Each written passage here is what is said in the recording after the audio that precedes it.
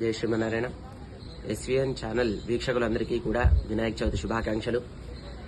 మరి భక్తులందరికీ కూడా ఒక అనుమానం వచ్చేసింది. ఏంటి అంటే వినాయక చవితిని ఎప్పుడు చేసుకోవాలి? 6వ తారీఖా 7వ తారీఖా? తప్పకుండా 7వ తారీఖు నాడే చేసుకోవాలి. ఎందుకంటే మనకి సూర్యోదయానికి ఏదైతే తిథి ఉంటుందో అదే తిథిని మనము ఆ రోజు తిథిలాగా పరిగణిస్తాము. 6వ తారీఖు అంటే శుక్రవారం రోజున 11:40 నుంచి శనివారము 1:40 వరకు ఈ యొక్క చవితి ఉంటుంది. కాబట్టి సూర్యోదయానికి చవితి 7వ తారీఖు నాడు అంటే శనివారం రోజునే ఉంటుంది. కాబట్టి తప్పకుండా వినాయక చవితిని 7వ తారీఖు నాడు మాత్రమే చేసుకోవాలి.